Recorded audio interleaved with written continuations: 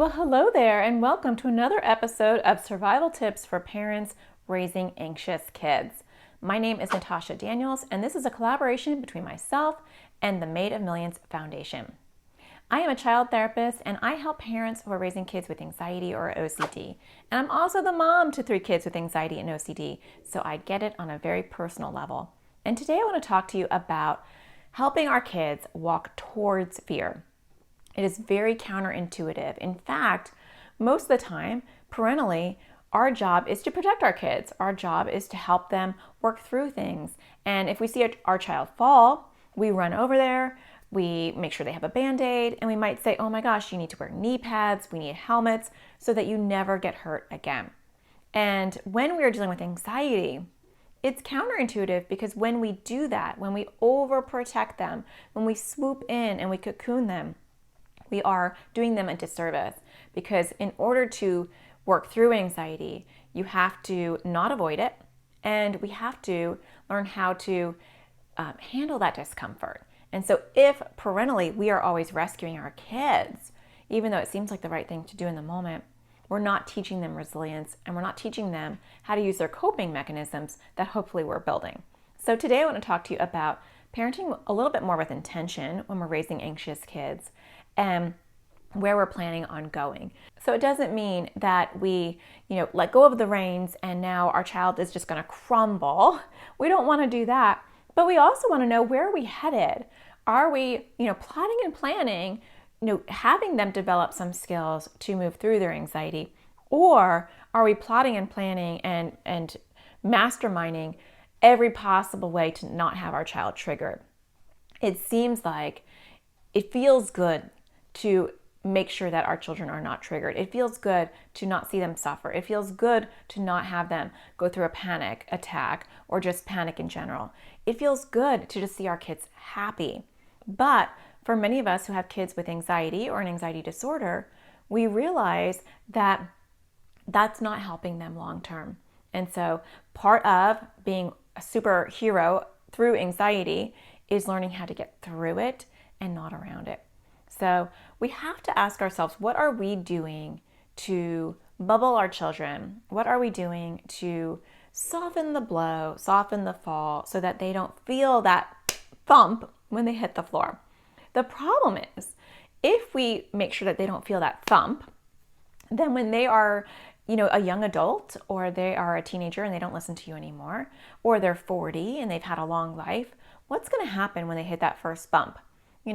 Are they going to be like, what was that? And their car is going to be totally derailed, and they're going to go driving right off the road because nobody ever told them that there are bumps on the road, or nobody ever told them how to navigate over a bump. Hold your steering wheel tight because you're about to hit a bump, but it's okay because once the bump is over, it'll get smooth again. If we don't allow our children to feel those bumps and to hold the wheel, and that means that we're not holding it for them, they're not going to know how to get over a bump without being completely derailed. So I hope that makes sense. So hopefully you're with me on that one. And now we have to talk about, okay, fine, Natasha, I get it. Let's let our kids feel some bumps. Let's let our kids walk towards fear instead of away from fear. But how do I do that? What should I do? Where do I even start? That's a good question. And we're going to tackle that today. So we have to be careful with what we're conveying to our children. I teach kids in my therapy practice, and I teach my own kids this as well, that when we have anxiety, we have an overprotective lifeguard, and it is hitting the emergency alarm bell in our brain all the time. And it's not very good at its job because it's over anxious and overprotective. And so our job is to train our lifeguard. Our job is to let our lifeguard know, thanks, but no thanks. Didn't need that false alarm. We're just going to sleep. Or we're just going to school. Or I'm just going to a party. Calm it down.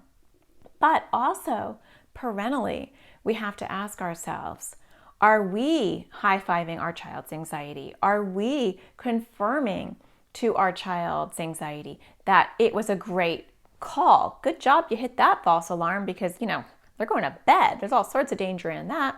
Or yeah, they're going to that party, they're going to that school. Scary times. And so when we inadvertently swoop in and rescue our children, we are also inadvertently letting their anxiety know that it did a good job. And we're conveying to our child's brain that those false alarms are important, they're crucial, and we're going to react accordingly. We're not trying to do that. None of us want to convey that anxiety is correct. That's not our goal. And that's why I'm talking about intention, because there's a lot of talk about intention, intentional parenting. I'm not talking about that in that ilk. I'm talking about having intention on helping our children through anxiety. And when we want to intentionally convey to our child that they are safe, that we are their anchor, and that they are having a false alarm, our actions will definitely speak louder than our words. So that doesn't mean that we drop the ball and we let them suffer and we say, hey, this is just your anxiety. Suck it up, buttercup. This is just your anxiety. That's not nice.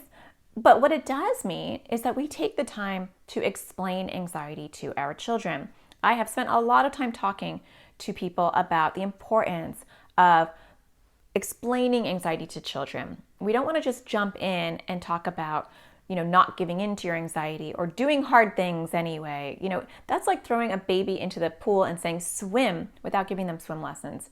We have to teach them. And the very, very first step of teaching a child how to crush their anxiety is what anxiety is and how it operates.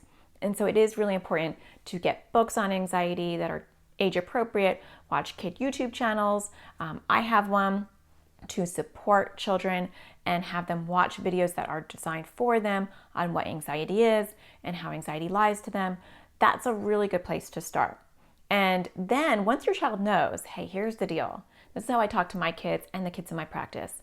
Your lifeguard, either we need to reboot him. I use two different analogies. I talk about rebooting the lifeguard. We need to get version 2.0 in there.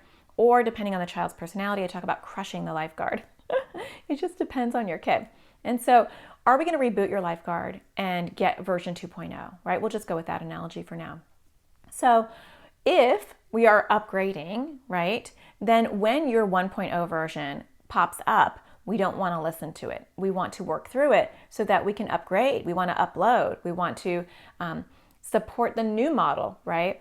And when our kids understand that, at least intellectually, and you can even talk to very, very young kids with these analogies. I talk about Mr. Worry or Worry Cloud with kids who are 4 or 5 or 6 years old, and it gets a little bit more sophisticated as they get older. They understand that intellectually, right? So I say to kids, your Mr. Worry wants to grow bigger. And so when we feed your worry with all sorts of avoidance and high fives, it will grow bigger. Or you can use the lifeguard analogy. When we listen to version 1.0 and we react to that false alarm, we're telling your lifeguard, good job, lifeguard, you're so good. I love when you're wrong. I love when you hit that emergency bell and make me feel really panicky for no reason. It's so good, right? So our kids have to get that first. And you don't want to mush all of these analogies together. Just find one, be succinct, and use that one throughout how you talk to your child. And then once your child understands that when it's anxiety, it does feel real.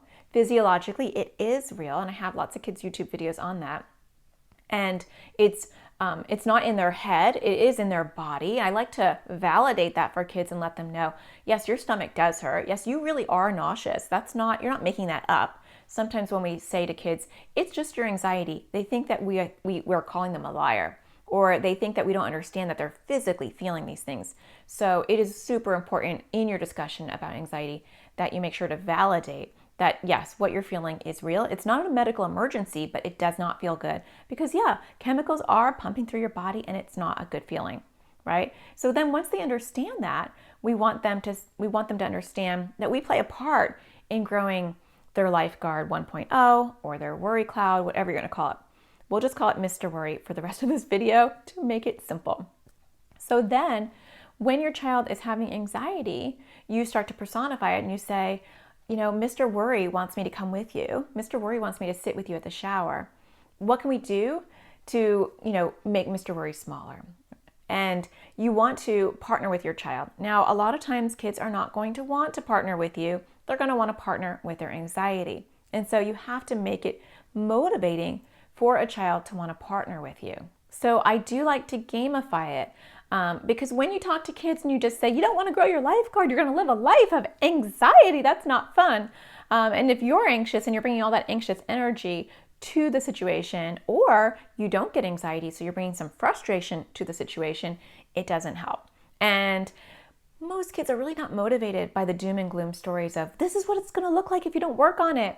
I do share that with some kids, especially who are not motivated in my practice, just to add a little bit of oomph.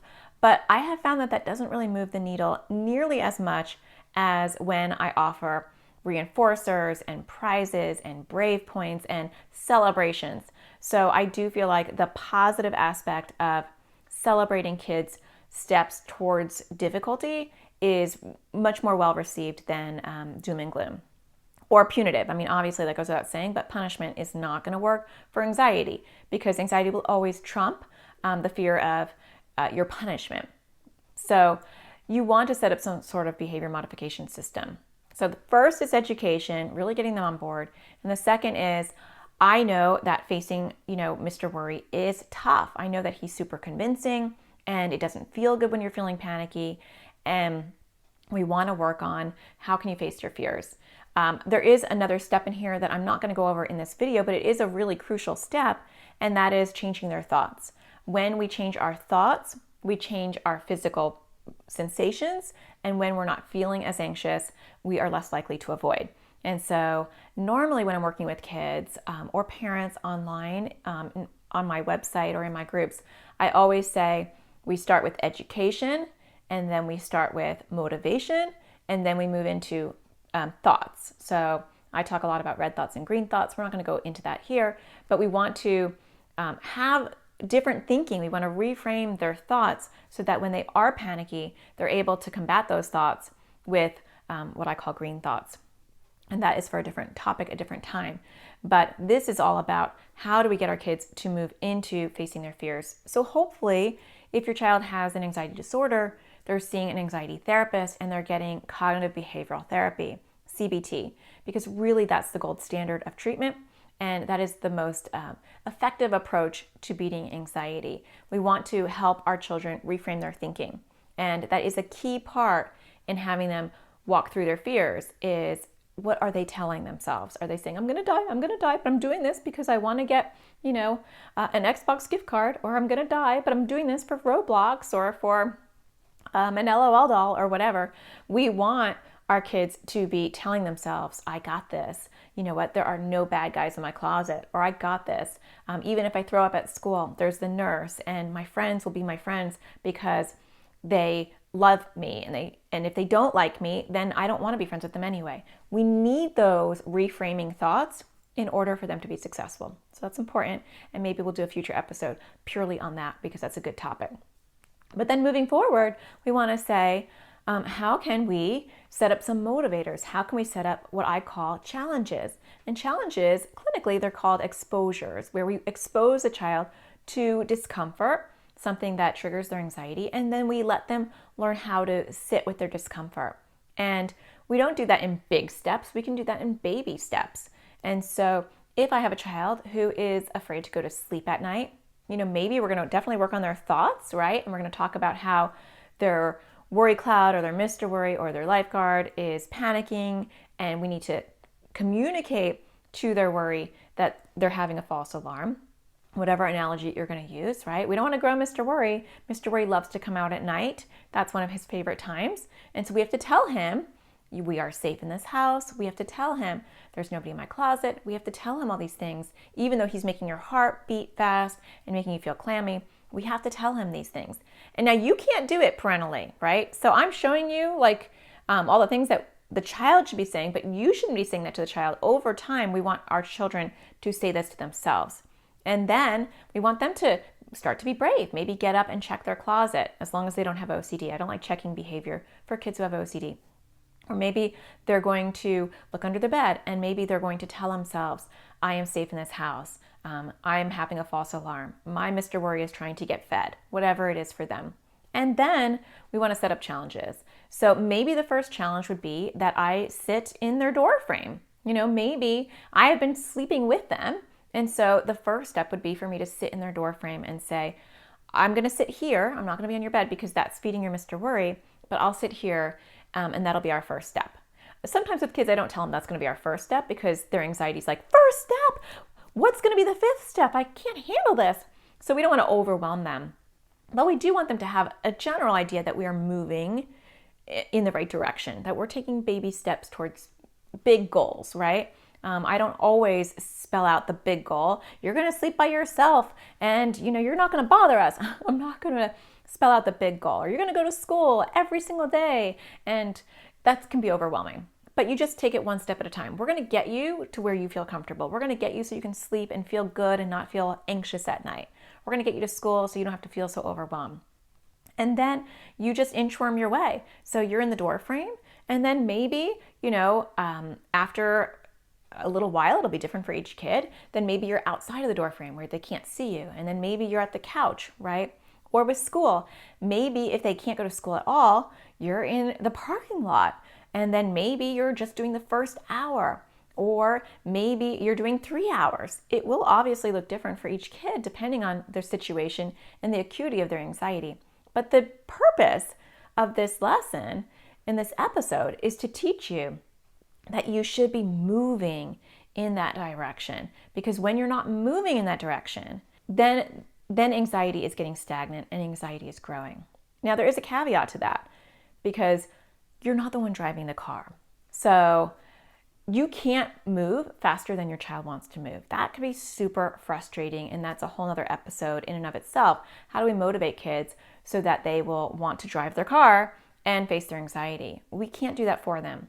However, we do a lot of stuff unintentionally to accommodate our children's anxiety. And so that's the part I'm speaking about today, is how often do we, orchestrate something in a way that won't trigger our children's anxiety? How often does our own anxiety come into play where we're doing things to protect our kids before they even had an opportunity to get anxious? I am so guilty of that. I have a choking thing. I have had an anxiety disorder since I was probably coming out of the womb, and I've worked very hard on it. And so, my lifeguard is version 2.0, maybe like 3.0, but version 1.0 is still playing in the background, and it will be for all of our kids. And so we have to be cognizant of our own issues and also be aware that our children are going to have version 1.0 playing in the background. And sometimes that version is going to get loud and overpower version 2.0, and that's okay. So yeah, I was cutting my children's food like way too long. And that's because I had a choking fear. And it's something that I've battled with, where I'm afraid of choking. I'm afraid of my kids choking. Choking's a theme for me. And so food, people choke on that. And so I was just cutting my children's food up way too long. And so I wasn't allowing them to grow and foster independence. And maybe I was even creating some panic for them through my own anxiety. Now, that doesn't always happen. A lot of parents don't have an anxiety disorder, but you want to be aware of what are you not allowing your child to do, because maybe you're worried. So maybe you RSVP no to that party because you already anticipate there's no way that she can go to that party. There's no way. Or maybe your child's having problems at school and they're nervous to go to school, but they really want to go to camp. And you're like, no way, you can't go to camp. You can't even go to school. How are you going to go to camp? It might be different for your child. Sometimes we have to allow our children to experience failure. And a lot of times they will surprise us and they won't fail. But if we don't allow them to have that experience, especially when they want to have that experience, we're holding them back. Because even when our kids fail, even when they lose it and they're so anxious, there's life lessons in those. Because every time a child goes through panic, every time a child has to work through their anxiety, they are building their anxiety muscle. They are developing new skills. It may not seem that way. You just might see like a child who's imploding and exploding all at the same time and is looking very messy. But if you are providing them with skills, or they're in therapy and they're learning how to reframe their thinking, or they're learning how to walk through it, they will take something away from that. And so failure is not a bad thing. Failure is part of the process. And a lot of times parentally, we know what our kids are probably going to fail at, and so we protect them. So we don't want to do that as much, right? We want to have at least a conversation with our children. And then we also want to be aware of what things do we not allow them or give them an opportunity to face. So a lot of times our kids will present us with opportunities on it depends on your child, but it could be like on a daily or hourly basis, that our kids are afraid to do this, they're afraid to do that, they're afraid to eat this, they're afraid to go there, they're afraid of, right? And how often do we give them an opportunity to take a challenge? So in my house and in my practice, we do challenges where when I see that my child is having an anxiety issue and they want me to rescue them, I don't automatically rescue them. I'll give you like a very concrete example. So if my child says, oh, I'm afraid to go brush my teeth. My kids have had periodically an issue with the mirrors because of Bloody Mary. Thank you for that. I thought that would have been gone by now in this generation, but it's still around. And so, that anxiety will come up with different themes at different times. And so you might have one issue and then it's nice and quiet for a while, and then a new thing might pop up. And that's not a failure on your part parentally, and it's not a failure on your child's part anxiety-wise. It's just that's how anxiety works. It can be cyclical. It can pop up different times developmentally. Something environmentally can trigger it. And so it's sharpening these tools so that you have them in your toolbox at all times, so you can just take them out and you can start attacking anxiety again. So my child comes out, I don't want to go brush my teeth, right? Well, when they're avoiding, I kind of, my red flags go up because my kids have anxiety issues. And so I typically know what the theme is, but if I didn't, I'd say, what's the worst part about going to brush your teeth? Well, it's dark in there. We'll turn the light on. But the closet's dark. We'll turn the light on. Well, the bathroom is open a crack in your bathroom and it's just black. Okay, we'll turn that light on, right? Now, if that's not working, I might say, do you want to take a challenge? And then they'll say, maybe. What's the challenge? And so I have a point system, and the points equal dollars and the dollars equal prizes. And that's how we do it at my house, but it could be different at your house. And I'll say it can, for 2 points, if you can go there and beat your worry cloud, you can get 2 points. Now, the important part too is that I'm defining that they are beating their worry cloud. So I'm not just throwing them in there and just say, go do it. You can earn 2 points. I'm coaching them. I'm saying, your worry cloud wants you to avoid right now. Your worry cloud's wanting a big, big piece of pie. And we can, if you go there and I come with you, I'm feeding your worry cloud. I'm going to be giving it food. It's going to grow bigger. It's going to bother you more. Do we want that? No, right? But we can beat your worry cloud, and we can beat your worry cloud by you going by yourself, right? And telling your worry cloud, I know you're trying to make me anxious, but I'm still going to go in there. I'm going to do it by myself. And you can earn 2 points. Now, if the child's like, I'm not going to do it, I like to negotiate. And so I might say, if I see true panic and I'm not being manipulated, I might say, okay, well, how about this, right? Because we don't want to feed the worry cloud the entire pie. We can give it a slice of pie, but we're going to keep the rest. What if I stand by the door and you go do it? And then the child might say, okay, fine.